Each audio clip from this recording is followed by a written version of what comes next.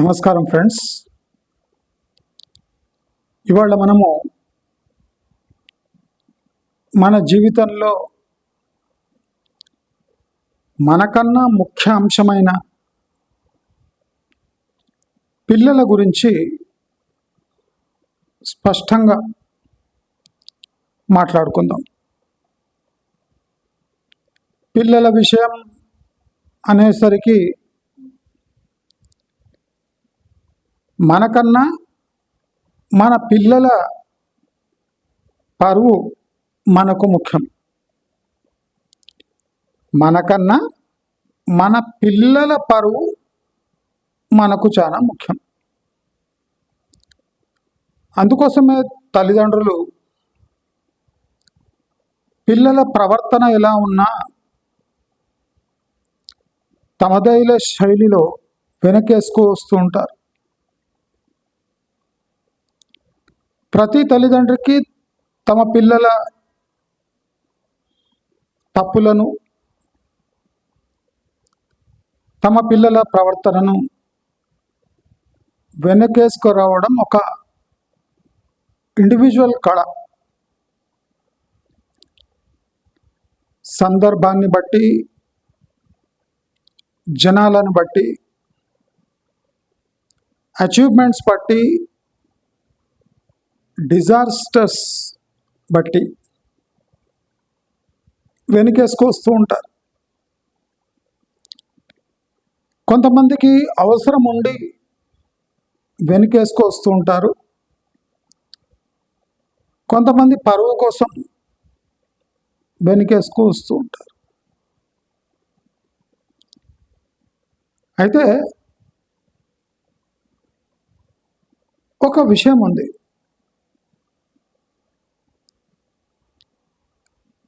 పిల్లల భవిష్యత్తు తల్లిదండ్రుల ప్రవర్తనపై ఆధారపడి ఉంటుందా? పిల్లల భవిష్యత్తు తల్లిదండ్రుల ప్రవర్తనపై ఆధారపడి ఉంటుందా? పూరింపొడి క్వశ్చన్. దీన్ని పూర్ణించాలి. తెలుగులో అంటారు కదా, పూర్ణించాలంటే ఎక్స్ప్లెయిన్ చేయాలి. ఎక్స్ప్లెయిన్. నేనేమంటా అంటే, ఇది ఒక ఇష్యూ అయితే తల్లిదండ్రుల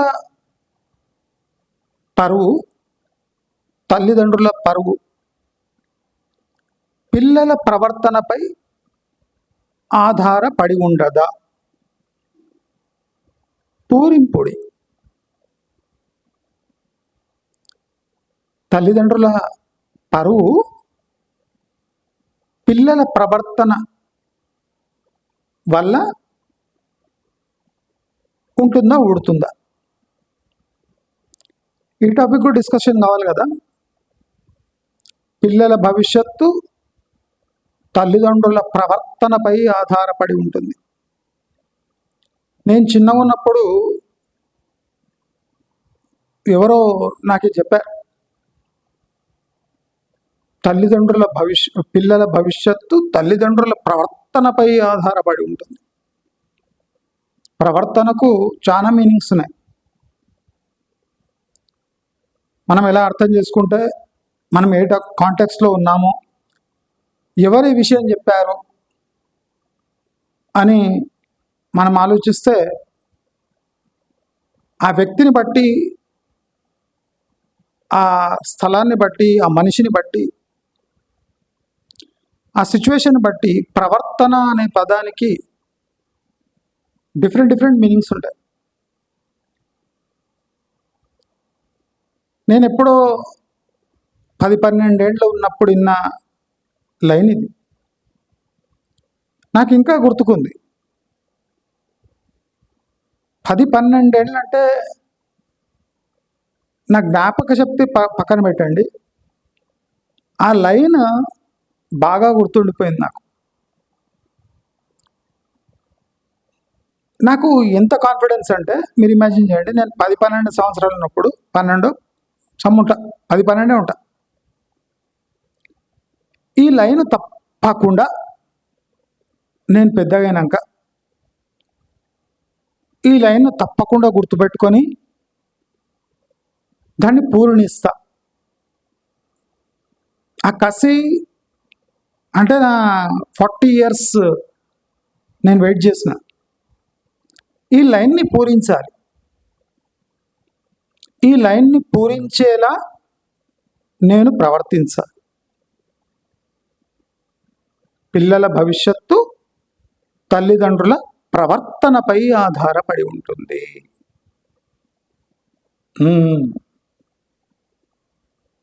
ఈ లైన్ కోసం నేను 40 years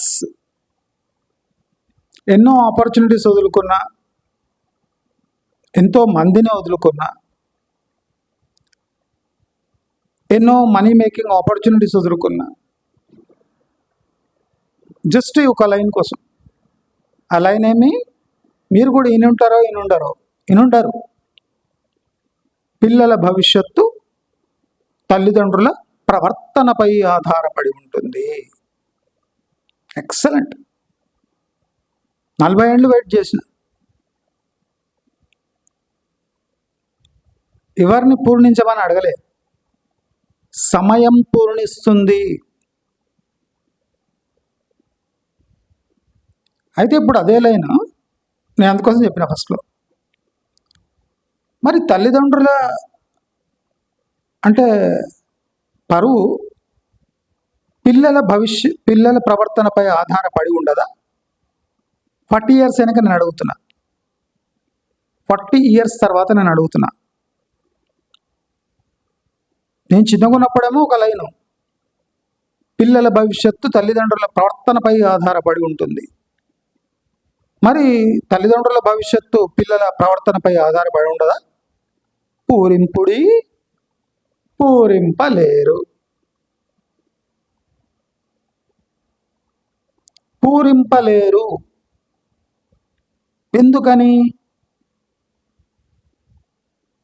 ఎందుకంటే ఒకరి ప్రవర్తన ఒకరి జీవితంపై అంటే శాసించే అంత సమయం కాదు ఇది. ఒకరి ప్రవర్తన జీవితాన్ని మార్చగల శక్తి ఉండే కాలం కాదు ఇది.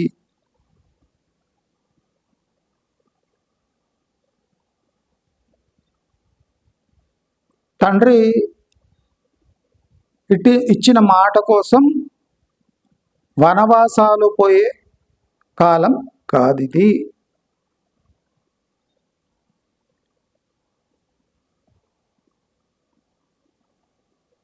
కొడుకుకు రాజ్యం ఇవ్వలేకపోయాను అని మరణించే తండ్రులు లేరు.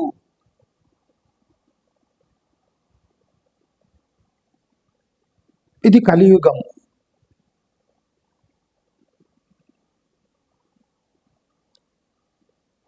ఈ వీడియో మీ అందరికీ కనువిప్పు కలిగించాలి.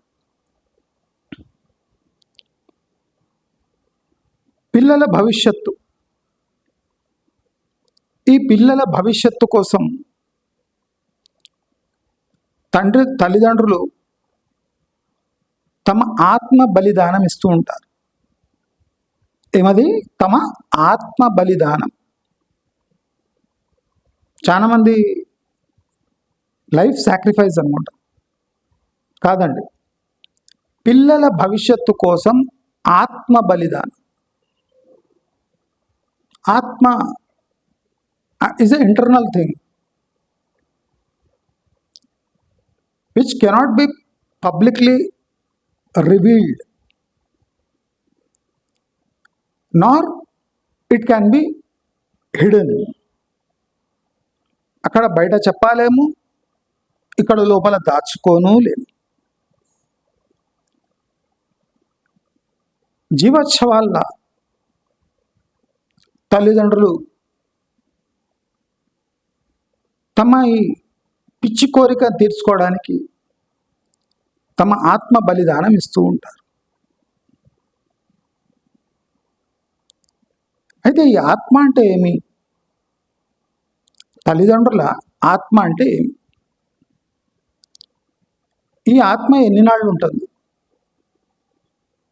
ఎవరు డిస్కషన్ చేయరండి. చేస్తే మొత్తం కింది నుంచి పై వరకు కాలిపోతుంది కనుక చేయరు. ఆత్మ బలిదానం అంటే ఏమి?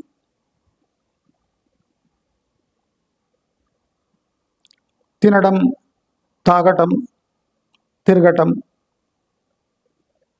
ఇవన్నీ ఆత్మకు సంబంధించిన సబ్జెక్ట్స్ కావు. పిల్లల కోసం తమను తాము మార్చుకుంటూ ఉంటారు. పిల్లల కోసం సమయం కాని సమయాన్ని కేటాయిస్తూ ఉంటారు. తమ సామర్థ్యంలో లేని పనులు చేస్తూ ఉంటారు. ఇవన్నీ ఆత్మ బలిదానంకి కారణం పిల్లలు పుట్టట. పిల్లలు పుట్టటం ఒక వంతైతే, పిల్లలను పెంచటం ఒక ఎత్తైతే, పిల్లల భవిష్యత్తుని నిర్ణయించటం, ఈ పెంచటం ఇక్కడ వరకు టైం అలొకేషన్, మనీ అలొకేషన్ ఉంటుంది. కానీ పిల్లల భవిష్యత్తుని నిర్ణయించటం, ఇక్కడనే చాలా మంది పేరెంట్స్ ఆత్మ బలిదానం చేసుకుంటూ ఉంటారు. ఈ క్రమంలో తమ పిల్లల భవిష్యత్తు ఉజ్వలంగా ఉండాలి అని కోరుకునే తల్లిదండ్రులు ఈ ప్రాసెస్లో ఇతర ఫ్యామిలీస్ని, ఇతర పిల్లల్ని ఒక 2 అడుగులు వెనక్కి, ఒక 5 అడుగులు కిందికి వేరే ఫ్యామిలీస్ని, వేరే పిల్లల్ని చూడాలనే పిచ్చి కోరిక ఉంటుంది. అంటే కాంపిటీషన్లో ఎవరు ఉండొద్దు. ఎందుకు ఉండొద్దు? కాంపిటీషన్ ఉంటే మంచిదే కదా అంటే కాదు. ఇక్కడనే తల్లిదండ్రుల స్ట్రెంగ్త్ పనికొస్తుంది. ఇక్కడ తల్లిదండ్రుల స్ట్రెంగ్త్ పనికొస్తుంది. అంటే తల్లిదండ్రులు తమ భుజ స్కంధాలపై పిల్లల్ని ఎంత మోయగలరు,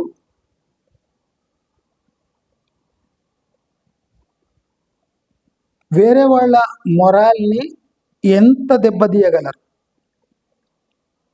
ఒకరి పిల్లలు ఎదగాలి అంటే ఇంకొకరి పిల్లలు, ఇంకొకరి ఫ్యామిలీస్, ఇంకో సమాజాన్ని ఒక 2-3 మెట్లు నొక్కేయాలి. పిల్లల ప్రస్థానాన్ని స్మూత్గా తీసుకెళ్ళాలి. పిల్లల టాలెంట్తో కాదు, తమ భుజబలంతో, తమ ధనబలంతో, తమ విద్యాబలంతో. ఇక్కడనే సమాజంలో చీలికలు ఏర్పడతాయి. మీ పిల్లల భవిష్యత్తు కోరుకోవటం తప్పు కాదు. మీ పిల్లల భవిష్యత్తు కోసం ఇతరుల జీవితాన్ని చిన్నచూపు చూడటం, ఇతర పిల్లల అచీవ్మెంట్స్ని నథింగ్ అని చెప్పటం, అంటే మేము చేసిందే కరెక్ట్, మేము పెంచిన విధానమే అద్భుతం అని సమయం రాకముందే డిక్లేర్ చేసుకోవటం. కొంతమంది పిల్లలు కార్పొరేట్ స్కూల్లో ఉన్నప్పుడు వాళ్ళ ఫీజులు కడుతున్నారు కనుక పిల్లవాడు ఏమీ రాయకపోయినా ఫుల్ మార్క్స్ వేసి పంపిస్తారు. అంటే ఆ స్టేజ్ నుంచి పిల్లలపై గర్వించడం మొదలవుతుంది. అసలు మీరు ఫీజు వల్ల ఆ రిజల్ట్ వస్తుంది, యూకేజీలో చేసిన అచీవ్మెంట్స్ తన లైఫ్లో సెటిల్ అయ్యేటప్పుడు పనికిరావు. 10th వచ్చిన మార్క్స్, ఇంటర్లో వచ్చిన మార్క్స్, తాను ఒక కంపెనీలో పనిచేసే వరకు దాని వాల్యూ ఉండదు. ప్రపంచం చాలా ఫాస్ట్గా చేంజ్ అవుతుంది. మనం చాలా అన్సైంటిఫిక్గా ఆలోచిస్తున్నాము అనే సోయి లేకుండా పిల్లలను పెంచడం జరుగుతుంది. నాకు ఆ లైన్ ఎందుకు గుర్తుపెట్టు ఉండిపోయిందంటే, ఆఫ్టర్ 40 years ఇది పెద్ద డిజాస్టర్.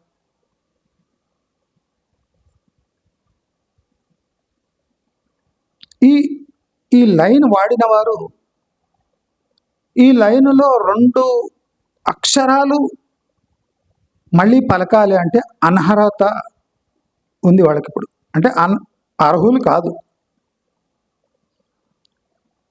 పిల్లల భవిష్యత్తు వెతుకుతూ వెతుకుతూ వెతుకుతూ సరిదిద్దుతూ సరిదిద్దుతూ సరిదిద్దుతూ సరిదిద్దలేని పొజిషన్కి వచ్చేసి అసలు ఈ లైన్ వాడకపోయింటే బాగుండు అనే స్టేజ్కి వచ్చేసారు ఆఫ్టర్ 40 years. అంటే అర్థం ఏమి? పిల్లల భవిష్యత్తు తల్లిదండ్రుల ప్రవర్తనపై ఆధారపడి లేదు, పడదు.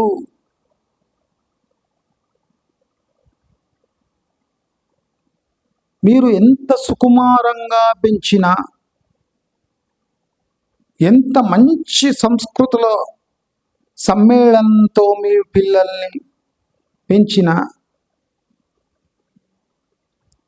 మీ స్థాయిలో లేని పిల్లలకు దూరం పెట్టి మీ పిల్లల్ని ఎక్స్క్లూజివ్ విధంగా పెంచినా, మీరు నేర్పిన సంస్కృతులు, సాంప్రదాయాలు, విలువలు అన్నీ తుఫాను కొట్టుకుపోయినట్టు కొట్టుకుపోయినా మీ పిల్లలు కేవలం జీవచ్ఛవాల్లా మిగిలిన ఇవాళ మీరు చేయగలిగింది ఏం లేదు. పిల్లల భవిష్యత్తు అంటే మీ కాంటెక్స్ట్లో ఏమంటే పిల్లలకు మంచి జాబ్ ఇప్పియడం. నేటి సమాజంలో పిల్లల భవిష్యత్తు అంటే పిల్లలకు మంచి జాబ్ ఇప్పియడం. ఇది వాళ్ళ భవిష్యత్తు నిర్ణయించేది. ఆశ్చర్యం ఏమంటే బియాండ్ దిస్ మీరు పిల్లల భవిష్యత్తు నిర్ణయించలేరు. అంటే పిల్లలు మంచి జాబులో సెటిల్ అయ్యేంత వరకు వాళ్ళకు బ్యాకప్ ఇచ్చి ఇచ్చి ఇచ్చి ఇచ్చి నిలబెట్టగలరు. అదేంటంటే పీర్లు ఉంటాయి కదా, మన ఊళ్ళలో పీర్లు నిలబెడతారు, తుర్కోళ్ళు కట్టబెడతారు వెనక. ఆ పీర్లు నిలబడతాయంటే బంబు పెట్టి బంబుని ఇట్లా ఇట్లా ఇట్లా ఇట్లా అంటుంటాడు, డ్యాన్స్ చేపిస్తుంటాడు. పీర్ల కట్టే అంటారు దాన్ని. ఇంకా వాడచ్చు కానీ ఆ భాష వాడతలే. పీర్ల కట్టే అంటారు. పీర్ల కట్టే అంటే పీర్లను నిలబెట్టేది. మనం ఏం చేస్తున్నాం అంటే పిల్లలను పీర్లను నిలబెట్టినట్టు నిలబెడతాం. కట్టె ఇరిగింది, పీర్లు ఎవరు? పీర్లకు మన కట్టే అవసరమా?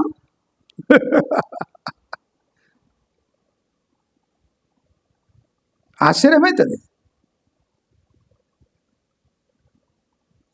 విగ్రహ ఆరాధన తప్పు అంటారు. మళ్ళీ పీర్ల పండుగ అవుతుంది. విగ్రహ ఆరాధన తప్పు, కరెక్టే. మళ్ళీ పీర్లు దానికో షేప్ ఉంటుంది కదా, కాళ్ళు చేతులు ఇట్లుంటాయి, డ్యాన్స్ చేపిస్తారు అట్లా. అంటే ఇప్పుడు రిలీజియస్ డిస్కషన్ చేస్తలేను, పిల్లల భవిష్యత్తు గురించి మాట్లాడుతున్నా. పిల్లలను మీరు పీర్లుగా తయారు చేశారు. వాడు సెటిల్ అయినాక కూడా మీ బొంగు లేకుండా నిలవలేడు వాడు. మీ బొంగు కావాలి వాడికి. మళ్ళీ ఇది ఎక్కడ పెంపకం? పిల్లలను పీర్రు చేయడానికే మీరు ఇన్నేళ్ళు స్ట్రగుల్ చేసింది.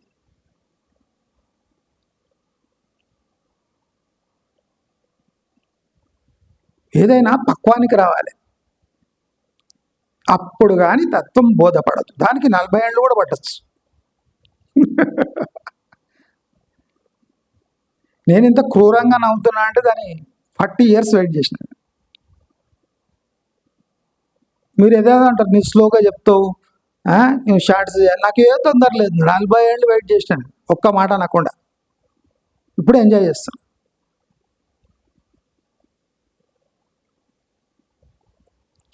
పిల్లలు ఏ టైంలో ఎలా మారుతారో మనకైతే తెలియదు. పిల్లలు మారుతుండగా చూస్తుంటాం, కానీ వాళ్ళ ప్రవర్తనను మన శాసనం ద్వారా మార్చలేము.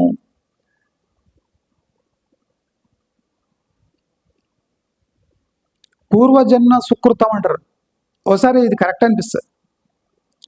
పిల్లల్ని ఎంత మంచిగా పెంచినా వాడు జాబ్ దొరికినాక లత్కోరగాడు తయారైతే, లేదా కాలేజీలో చేరినాక లత్కోరగాడు తయారైతే, లేదా పెళ్ళైనాక నీ ఒక్క మాట వినకపోతే దీన్ని ఏమంటావు? నేను simple human psychology, child psychology నుంచి మాట్లాడుతున్నాను. పిల్లగాడు కాలేజీలో జాయిన్ కాగానే లత్కోరగాడు తయారైండు, జాబ్ దొరకంగానే లత్కోరగాడు తయారైండు, పెళ్లి కాగానే పెద్ద లత్కోరయ్యాడు. దీన్ని మీరు ఊహించలేరు. దేవుడు మీకు హెల్ప్ చేయడు, ఎందుకంటే దేవుడు చూస్తుంటాడు. మీ ప్రవర్తన ఎక్సలెంట్ ఉంది, మీరు బాగా డబ్బు ఖర్చు చేశారు, మంచి సంస్కారాలు, బీడి కట్టల పొగాకి నింపినట్టు నింపినరు. సిగరెట్ చూసి నాకు అవసరం, సిగరెట్ గ్రేట్ అనిపిస్తుంది. మంచిగా నీట్గా పొడి పొడి ఉంటుంది టొబాకో, అది నీట్గా బయటికి రాకుండా బయటికి రాదు. అది వెనక ఫిల్టర్ ఉంటుంది, ముందర టొబాకో ఉంటుంది. అట్లా నింపినరు మీరు. ఒక ఫిల్టర్ కూడా పెట్టినరు. పొగాకు నింపినట్టు నింపి ఒక ఫిల్టర్ కూడా పెట్టినరు. అది కాలుతున్నా ఇట్లా ఎగ్జాంపుల్ ఎవరు ఇచ్చారు కదా, అది కాలుతుంది, సిగరెట్ కాలుతున్నా ఫిల్టర్ అయి రావాలి. సిగరెట్ కాలుతుంది అక్కడ తెలుసు, సిగరెట్ కాల్చడం తప్పని తెలుసు, దానికో ఫిల్టర్. అంటే అయినంత మేము తప్పు చేస్తలేము. ఫిల్టర్ అంటే ఏంది? సిగరెట్ కాలుతుంది, పొగ వెళ్తుంది, పీల్చుతున్నాము, కానీ అంత హాని చేయదు. ఇది సిగరెట్ మంచిది, బీడీ కన్నా సిగరెట్ మంచిది కదా. చాలా మంది తల్లిదండ్రులు తమ పిల్లలు సెటిల్ అయిపోయాక సమాజం అడిగితే చెప్పేది ఇట్లా, ఏమండి చుట్టా బీడీ కన్నా సిగరెట్ చాలా బెటర్ తెలుసా, ఈ ఫిల్టర్ ఎందుకు వచ్చింది అనుకుంటారు. అనుకుంటే మా పిల్లలు బీడీ సిగరెట్ కాలవచ్చు, బీడీ కాలవచ్చు, చుట్ట కాలవచ్చు, కానీ ఫిల్టర్ ఎందుకు పెట్టుకుంటారు, సిగరెట్ తాగుతుండ్రు? దేనివల్ల తెలుసా? మా పెంపకం వల్ల. మేము చెప్పాం, అరే నీకు ఎప్పుడైనా బీడీ చుట్టా తాగాలనిపిస్తే తాగకురా, అయినంత వరకు ఫిల్టర్ ఉన్న సిగరెట్ తాగు. సమాజంలో తప్పదండి. Friends, social circle, office colleagues, గల్లీ ఫ్రెండ్స్, వీళ్ళందరితో సఖ్యతగా మెలగాలి, నవ్వుల పాలు కావద్దు అంటే ఇవన్నీ తప్పనిసరి. ఏమవసరం లేదు అని నేనంట. నేను సిగరెట్ తాగాను, మందు తాగాను, ఏం తాగాను, పూజలు చేయను, పూజలు కూడా చేయను, సిగరెట్ గుట్కా మందు ఏం తాగాను. ఓన్లీ కేక్, ఎగ్ ఉన్న కేక్ తింటా. ఎగ్స్ ఉన్న కేక్ ఉంటుంది కదా తింటా. అవసరం వస్తే అన్నీ తింటా. అవసరం వస్తే ప్రాణాల మీదకి వచ్చిందంటే అన్నీ తింటా.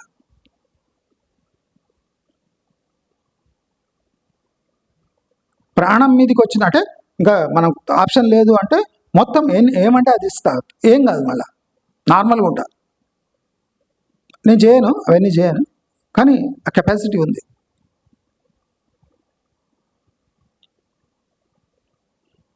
మరి కెపాసిటీ పెంపకం వల్ల వచ్చిందా, లేదా మళ్ళా మా తల్లిదండ్రుల ప్రవర్తన వల్ల ఈ ఎబిలిటీ వచ్చిందా? తల్లిదండ్రులు ఎప్పుడు మనం అనుకున్నారు, ఉండలేరు కూడా, ఉండనివ్వం కూడా. పిల్లవాడు పెద్దవాడు అవుతుంటే తల్లిదండ్రులను అవాయిడ్ చేస్తాడు. ఎందుకు చేస్తాడు చెప్పండి? చెప్పుకోలేని కోరికలు మొదలవుతూ ఉంటాయి. ఆ రెబెలియన్, తన డబ్బు, తన జీవితం, తనకు నచ్చిన వ్యక్తులు, తనకు నచ్చిన ఎన్వైర్న్మెంట్ కావాలి, అడ్డుకునే వాళ్ళు తక్కువ కావాలి, ప్రశ్నించే వాళ్ళు ఉండకూడదు, మనకుతోని అనుబంధం ఉన్న వ్యక్తులు మన కోసం ఏమైనా చేయాలి. పిల్లలు ఎదుగుతున్నప్పుడు ఇలాంటి ప్రవృత్తులు ఏర్పడుతుంటాయి. దీన్ని పేరెంట్స్ ఎవ్వడు ఏం బీకలేడు. అవన్నీ మాటలు. ఇప్పుడు మా బాబుని ఇప్పటివరకు నేను చాలా జాగ్రత్తగా పెంచిన. ఈ జాగ్రత్త వల్ల వచ్చిన ఇక్కట్లు నేను ఎదుర్కొంటున్నా. అంటే వాడికి కూడా కొన్ని విచిత్రంగా ఉన్నాయి. క్రికెట్లో ఎంతమంది ప్లేయర్స్ ఉంటారని మొన్న తెలుసుకున్నాడు వాడు ఇంటర్ సెకండ్ ఇయర్. ఇప్పుడు క్రికెట్లో ఎంతమంది ప్లేయర్స్ ఉంటారని మొన్న తెలుసుకున్నాడు నేను తిడితే.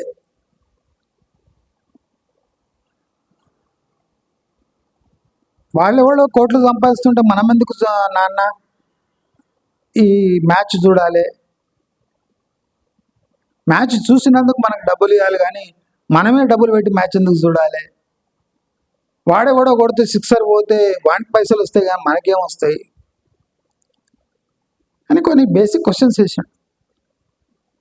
అయినా ఎవడో వచ్చి కొడితే వీడు ఆ కొట్టిన బాల్ వెనక పోయి ఎందుకు పాకలు ఆడాలి, ఎందుకు ఎనర్జీ వేస్ట్ చేసుకోవాలి? ఆ పోయిన బాల్ని మళ్ళీ వాడికి ఇస్తే మళ్ళీ వాడు ఊరికొచ్చి దూరం నుంచి వేస్తాడు, మళ్ళీ కొడతాడు, కొట్టగానే మళ్ళీ ఇంకో ఉరుకుతాడు, వాడు ఉరుకుతాడు, వాడు ఉరికి బాల్ వేసే లోపల వీడు ఉరుకుతూనే ఉంటాడు. ఇదంతా ఏంది నాన్న అన్నాడు.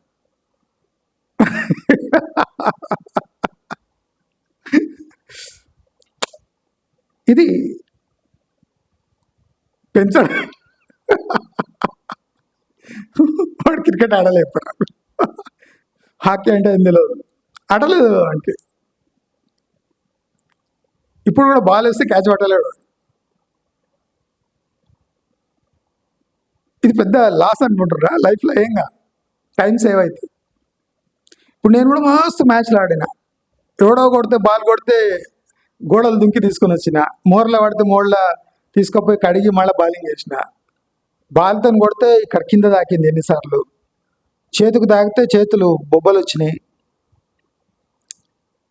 ఎన్నోసార్లు బాల్ వచ్చి ముఖానికి తాకింది, రక్తం కూడా వచ్చింది ముక్కలైంచి. ఇవన్నీ చేసినాక క్రికెట్ అంటే ఏందో తెలిసిపోయింది. కానీ క్రికెట్ నాలో జీవిస్తుందా అంటే లేదు, నాకేమైనా పనికి వస్తుందా అంటే లేదు. మరి దానికోసం ఎందుకు పాకలాడటం? అంటే టైం పాస్. మా దగ్గర అంతా క్రికెటర్లే. ఇప్పుడు సమ్మర్ టైం వచ్చింది కదా, అందరికీ క్రికెట్ కిట్లు, తల్లిదండ్రులు క్రికెట్ కిట్లు అవి అన్ని ఇప్పించి ఆ కోచింగ్ సెంటర్కి దోసుకుపోయి నిలబడి చూస్తుంటాడు. వీడు సచిన్ తెందూల్కర్ అవుతాడా లేదా, ఎందుకు కావద్దు? సడన్గా అయిపోయింది అనుకో, చదువు ఎట్లా అబుద్ధ లేదు. సచిన్ అయిపోతే అనుకోకుండా అయింది అనుకో, సచిన్ అయిపోయి.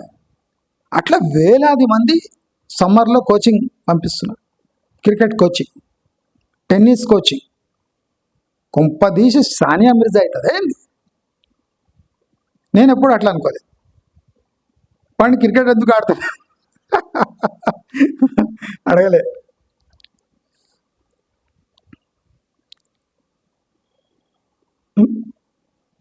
కొంతమంది మెంటాలిటీస్ అట్లా, మనం ఏం చేస్తాం.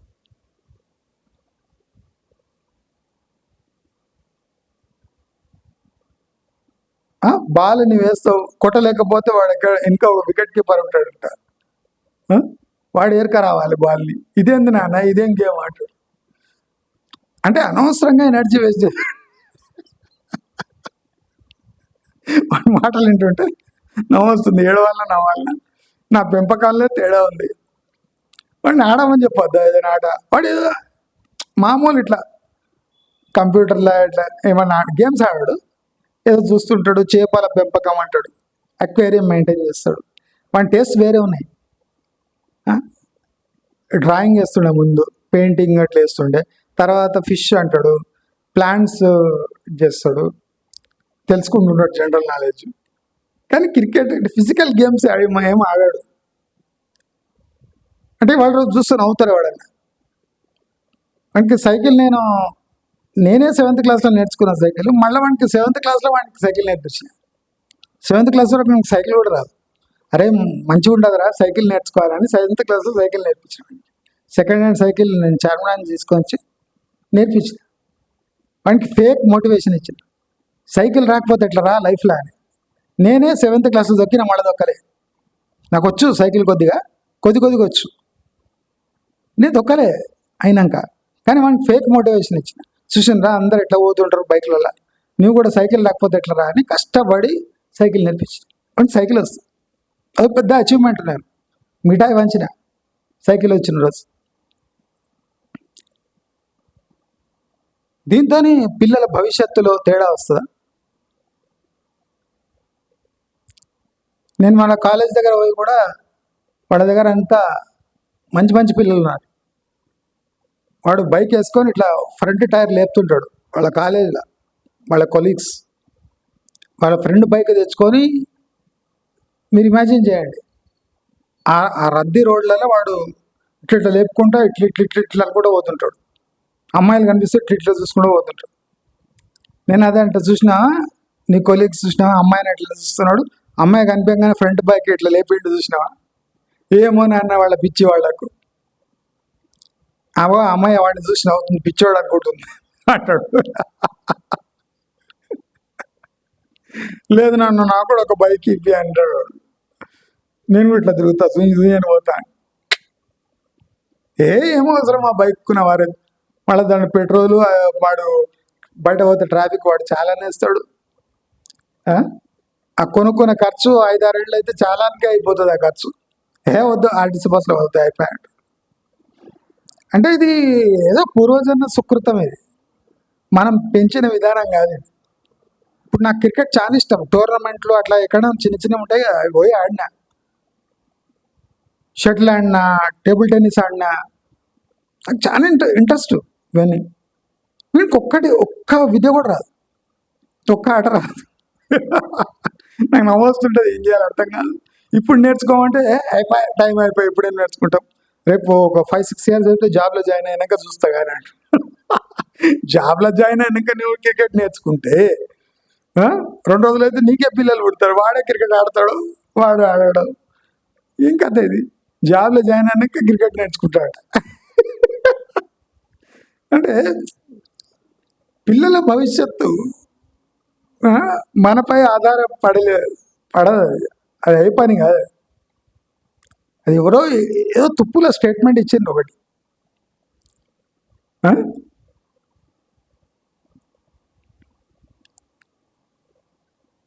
నేను అదే అంటున్నా, పిల్లల భవిష్యత్తు ఎట్లా తల్లిదండ్రుల ప్రవర్తనపై ఆధారపడి ఉంటుందో, రేపు పెద్దగైనాక పేరెంట్స్ మర్యాద పిల్లల ప్రవర్తనపై ఆధారపడి ఉండదా? అప్పుడు సమాజం ఏమంటది?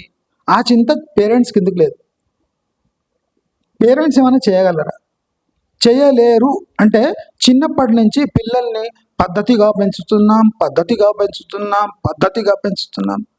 దీనికి లాస్ట్కు ప్రూఫ్ చదివితే, పెద్దగా ప్రూఫ్ చదివితే ఒక్క లైన్ కూడా టాలీగా. ఇక పద్ధతిగా పెంచిన వాళ్ళు ఫుల్లుగా తాగుతున్నారు, ఫుల్లుగా సిగరెట్ తాగుతున్నారు, ఫుల్లుగా దాసోహం అయిపోయినారు. ఎవరు పద్ధతిగా పెంచినరో వాళ్ళని చూసుకుంటలేరు. సేమ్ సిటీలో ఉండి వేరే చోట ఇగ్గినరు.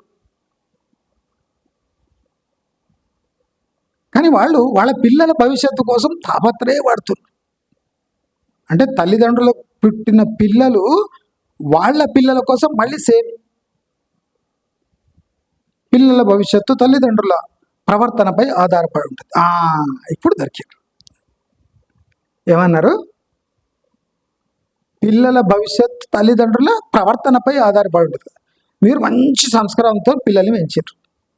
వాడు చైన్ స్మోకరు, తాగుబోతూ, తిరుగుబోతూ, విచ్చలవిడిగా ఖర్చులు, పెళ్ళడానికి దాసోహము, నీ ముఖం చూస్తలేడు. అదొక్కటి అయిపోయింది. ఇప్పుడు వాడు తాగుతాడు, తింటాడు, మొత్తం బాపనులు పోయి. ఇప్పుడు వాళ్ళ పిల్లల్ని ఎట్లా పెంచుతాడు? వాళ్ళ పిల్లల భవిష్యత్తు వీళ్ళ ప్రవర్తనపై ఆధారపడి లేదా? అంటే మనవరాళ్ళు ఏ ప్రవర్తన చూసి పెరుగుతున్నారు వాళ్ళు. ఇప్పుడు నీ కొడుకైతే తాగుతుండు, తింటుండా, నిన్ను చూసుకుంటలేడా? అంటే అవన్నీ ఆ పిల్లలు నేర్చుకోవాలన్నా? నేర్చుకుంటుండ్రు. ఎప్పుడు వాడు చూడనిస్తాడా? నీ కొడుకు చూడనియాడు. మళ్ళీ వాళ్ళ భవిష్యత్తు తల్లిదండ్రుల ప్రవర్తనపై ఆధారపడి ఉంటుంది కదా. మన నీ ప్రవర్తన ఎంత ఘోరంగా ఉంది కదా.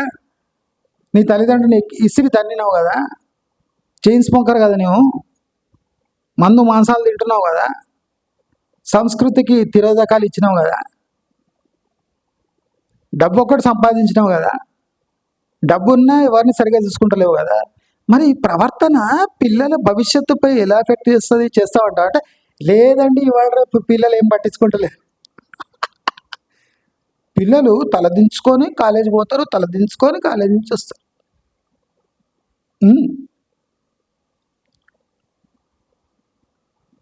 తల్లిదండ్రుల ప్రవర్తన పిల్లలపై ఏ ప్రభావం చూపుతలేదండి. ఇవాళ రేపు పిల్లలు మారిపోయినరు, చాలా ప్రొఫెషనల్ అయిపోయినరు. ఎప్పుడు ఐఐటి జేఈ నీటు అంటారు. వాళ్ళకి ఏబిసిడీలో మర్చిపోయినండి. ఐఐటి జేఈ నీటు అంటారు. ఏ టు జెడ్ చెప్పరు అంటే చెప్తలేరండి. పిల్లలు ప్రొఫెషనల్గా మారిపోయినరు.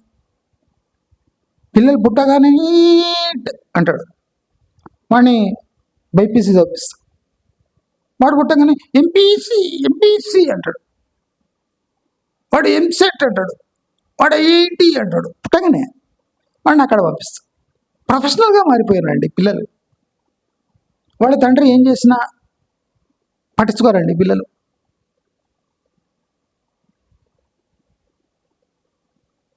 నాన్న స్మోకింగ్ ఈజ్ డేంజరస్ అంటారు. నాన్న ప్యాకెట్ మీద క్యాన్సర్ చూడలేదు నాన్న అని పిల్లలు పేరెంట్స్ని చేంజ్ చేయడానికి చూస్తారండి. ప్రొఫెషనల్గా అయిపోయారు, చాలా రెస్పాన్సిబుల్ అండి పిల్లలు. ఇదే పిల్లగాడు మళ్ళా ఐఐటి చదివినాడు, జేఈ చదివినాడు, వాడు సిగరెట్. అంటే దీని అర్థం ఏమి?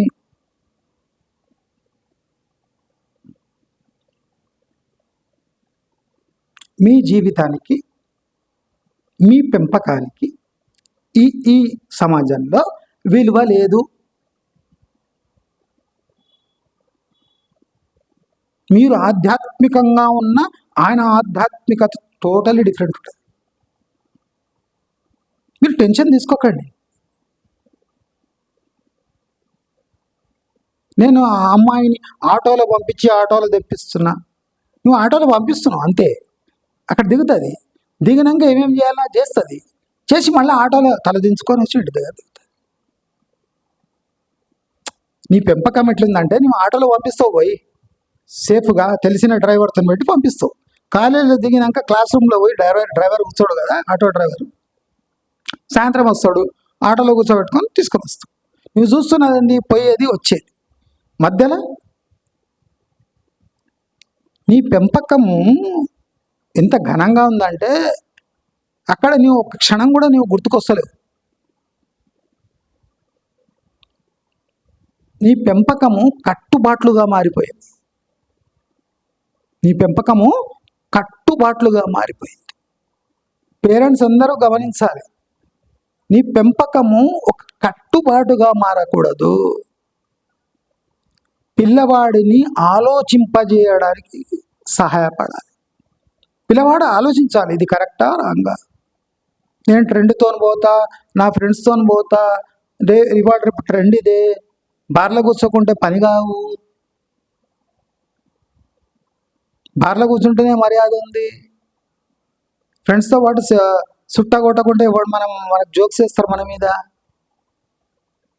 అమ్మాయిలు కూడా తాగే తినేటోడు లేకపోతే ఎవడు చేసుకుంటలేడు, ఇవ్వకూడదు కొత్త తయారీ. తాగను తినడు అంటే వాడు దేనికి పనికిరాడని అర్థం. అంటే సొసైటీలో తిరగలేడు, మెలగలేడు.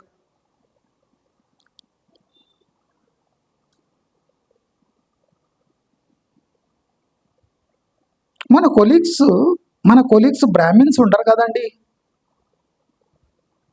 We cannot choose our colleagues కదండి.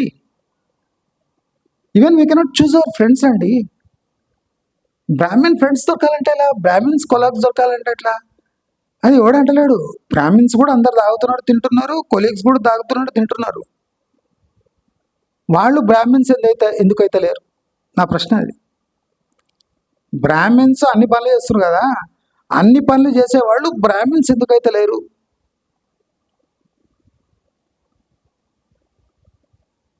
కావచ్చు కదా, తిననోడు పోయి తాగి తింటుండు, తాగేటోడు తినేటోడు మానేసి మామూలుగా ఉండొచ్చు కదా, ఎందుకు జరుగుతలేదు అట్లా? అంటే బ్రాహ్మిన్స్ పెంపకంలోనే పెద్ద తేడా ఉన్నట్టుంది. వీళ్ళంతా అడిదికోతున్నారు కానీ అడిదికోళ్ళు ఎవరు ఇక్కడికి వస్తలేరు, చాలా రేర్. ఒక 10,000 మందిని ఒకరు స్వయంగా తమకు తాము తినరు తాగరు. చాలామంది ఉన్నారు నాన్ వెజిటేరియన్స్, వాళ్ళ పిల్లలు కొంతమంది తినరు తాగరు ఉన్నారు. 10లో ఒకరో ఇద్దరు ఉంటారు, ఉన్నారు నాకు తెలిసిన వాళ్ళు ఉన్నారు. కానీ మ్యాక్సిమం బ్రాహ్మణ్స్ పోయి తాగుడు తినడు ఇష్టపడు లైఫ్ లీడ్ చేయడు, తల్లిదండ్రులను ఫుట్బాల్ ఆడినట్టు ఆడు, ఇవన్నీ చేస్తున్నారు. మన ఈ సంస్కారం ఎక్కడ పోయింది అంటే, నేను బ్రాహ్మిన్స్ని తిడతలేను, అందరు ఇప్పుడు వస్తారు కమెంట్స్లో బ్రాహ్మిన్స్ అంటే. బ్రాహ్మిన్స్ లెవెల్ మెయింటైన్ చేయాలంటే అందుకోసం జన్మ చేయలేదు. బ్రాహ్మిన్స్ జన్మ అంటే దానికి ఒక స్టాండర్డ్ కావాలి. ఎవడు దీన్ని తట్టుకోలేడో వాళ్ళంతా ఇటువంటి పని చేస్తారు. అంటే తట్టుకోవాలి, బ్రాహ్మిన్స్ అంటే తట్టుకునే కులం. ఇవన్నీ తట్టుకొని నిలబడితేనే బ్రాహ్మణ్ అవుతాడు, ఉట్టినే కాడు. వానికి ఒక స్టాండర్డ్ ఉంటుంది. దేవుడు ఒకలాగా పుట్టిస్తే నా కొడుకులు ఇంకో పని చేస్తున్నారు, అంతేగాని బ్రాహ్మిన్స్ కల్చర్లో కూడా తప్పులు ఉన్నాయి, లేవని కాదు. కానీ బతకలేము అన్నంత సిచ్యువేషన్ ఏం లేదు. అర్థమవుతుందా? అందరూ అర్థం చేసుకోవాలి. నా పెంపకము చూసి అంటే నా పెంపకము వల్ల వాడి భవిష్యత్తు నిర్మిస్తున్నాను అనుకోవడం తప్పు. వాళ్ళ భవిష్యత్తును నిర్ణయించలేవు. You are most incapable nowadays. సందు దొరికితే జారిపోతారు, ఆ సందు కోసమే ఎతుకుతుంటారు. ఆ సందు అంటే ఏమి? నీ కట్టుబాట్లు, నీ ఆలోచనలు, నీ ఊహలు, వాళ్లపై నువ్వు పెట్టుకున్న ఆశలు, ఇవన్నీ ఆ సందు. ఆ సందు దొరికిందా జంప్.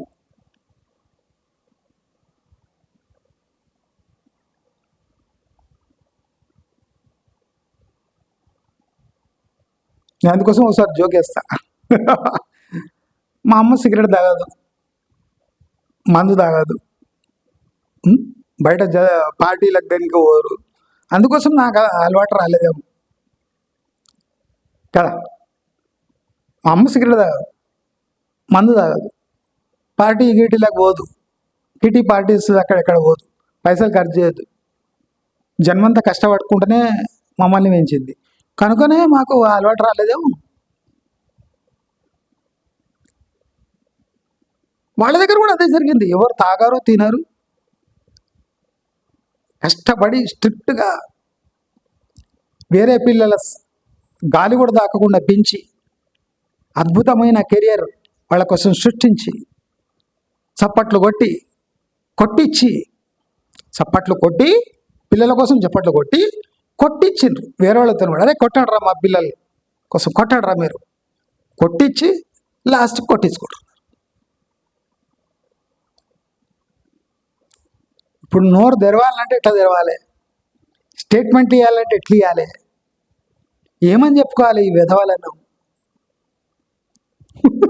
40 years పట్టింది, 40 years పట్టింది. ఈ పాయింట్ ప్రూవ్ కావాలి, ఈ లైన్ సారాంశం బయటికి వెళ్ళాలంటే 40 years పట్టింది. వెయిట్ చేయాలి. మీరు అర్ధగంట గంట వీడియోకి గంట సేపు చూడాలని అంటారు. నేను 40 years వెయిట్ చేసిన, పక్క తిరిగి వచ్చింది. బాణం ఇట్లా తిరిగి వాళ్ళ దిక్కి వచ్చింది. ఇప్పుడు ఏం చేయాలి తెలియదు. శిశుపాలుడి పరిస్థితి అయింది. 100 తప్పులు అయిపోయినాయి. ఇక చక్రం వదిలేసిండు అంతే. ఇట్లా గొంతియాలి, చక్రం వచ్చి లేపుకొని వెళ్ళిపోతా. కృష్ణ కృష్ణ కృష్ణ అన్న అయిపోయింది. 100 తప్పులు అయిపోయింది. దేవుడు కూడా క్షమించాడు.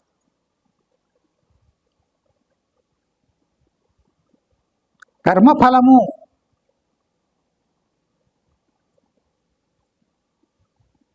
నోటి దూల, పిల్లల భవిష్యత్తుపై గర్వము భరోసా, ఇవన్నీ ఎక్కడ పోయినాయి? అంక నాకనక పోయినాయి.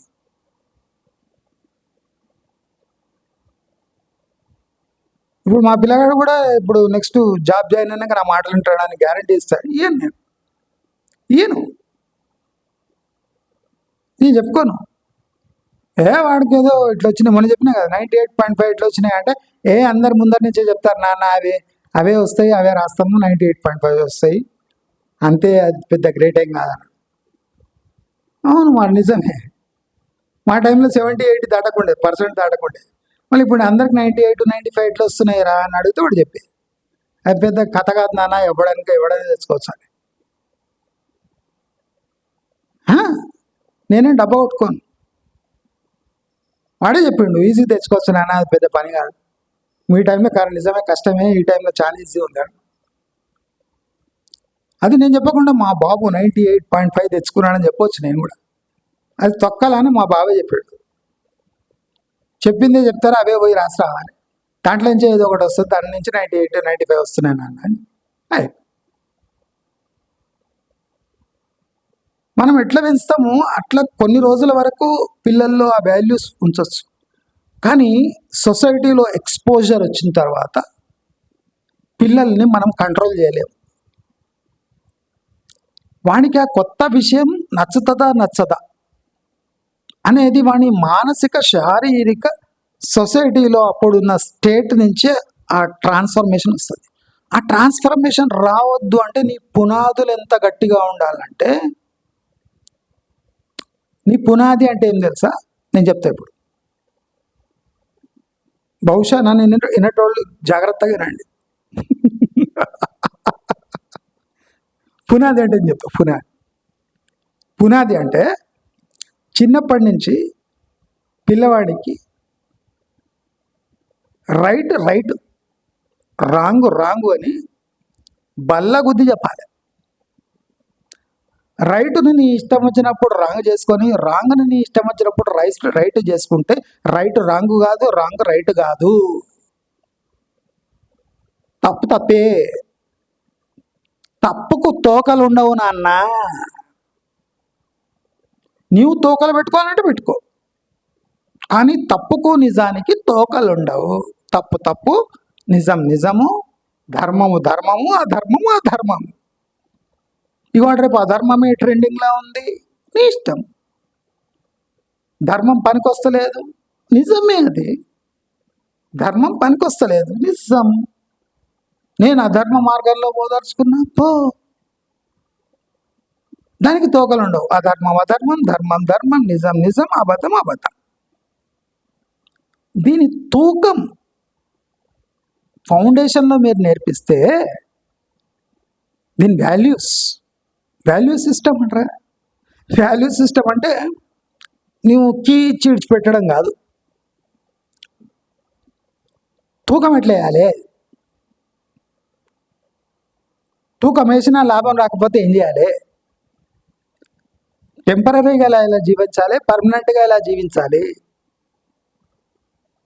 ఇవి తల్లిదండ్రులు నేర్పవలసిన విషయాలు.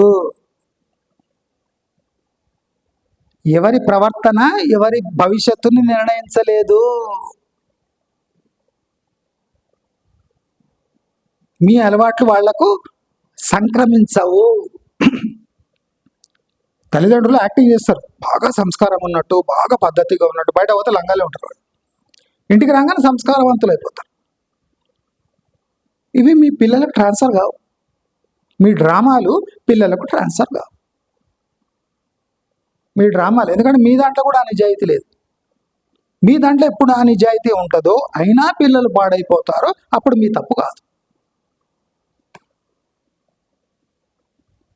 మీరు లైఫ్లో ఎంత డ్రామా ఆడి పిల్లల్ని సంస్కారం అనే ఒక డ్రామాతో పెంచుతారో అది సంస్కారం గ్యారంటీ విరిగిపోతుంది. వాడు అంటే దిక్కు దివాలా లేకుండా పోతాడు. అప్పుడు మీరు దాన్ని కప్పిపుచ్చడానికి ఇంకో బ్లాంకెట్ నేయాల్సి వస్తుంది.